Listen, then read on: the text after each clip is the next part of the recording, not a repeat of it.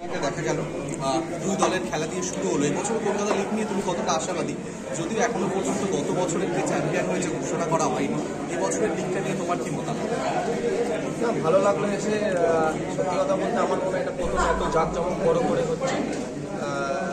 আমি আমি আমি মানে সবাইকে ধন্যবাদ জানাই, স্পেশালি ধন্যবাদ জানাবো আইএফএর প্রত্যেক মেম্বার্সকে, স্পেশালি অনির্বাণ দা এবং অজিতদা যারা আইএফএর সাথে যুক্ত আছে।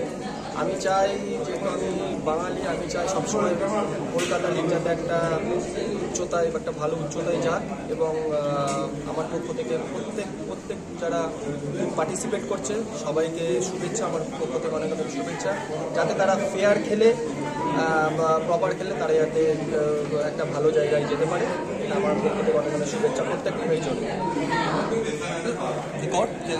আচ্ছা, ডুরান্ড কাপ শুরু হচ্ছে, ডুরান্ড কাপ নিয়ে কি প্রিপারেশন, কি প্রস্তুতি একটু যদি না, সত্যি কথা বলতে এখনও আমার সাথে জামশেদপুরের কথা হয়েছে, ফাইনালি এখনও কিছুই জানি না। কারণ ডুরান্ড কাপটা একটা তোমরা সবাই জানো একটা কমপ্লিকেটেডের মধ্যে আছে। যে একটা টিম বলবে, ম্যানেজমেন্ট বলবে, আমি সেইভাবে প্রিপারেশন নিই। ভারতীয় দলের সাম্প্রতিক সময় হয়তো একটা ব্যাট ফেসের মধ্যে দিয়ে যাচ্ছে, তোমাদের কাছে কতটা এটা খারাপ লাগার বিষয়?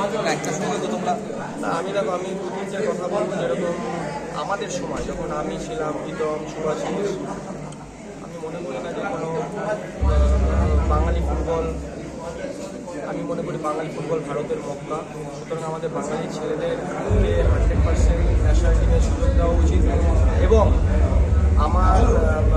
আমার যদি তুমি এক্সপিরিয়েন্স বলতে চাও, সবসময় ইন্টারন্যাশনাল লেভেলে একটা ভালো তোমার ফিজিক্যালকে সবসময় এখানে অ্যাকসেপ্ট হয়, সেটা আমি বলবো। সেদিকেও হয়তো আমাদের ন্যাশনাল ফুটবল টিমের কোচের লক্ষ্য থাকবে। এবং এখন কারোকে ব্লেম করে হবে না, এখন প্রপার পরিকল্পনা নিয়ে আমাদের সামনে ভাবা উচিত।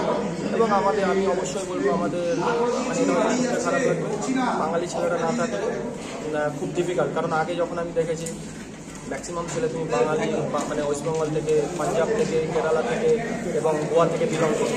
সেখানে আস্তে আস্তে আমি জানি না কেন, কারণ তো আমরা বাঙালি ফুটবলার সবাই তৈরি ন্যাশনাল ফুটবল টিমে খেলার জন্য।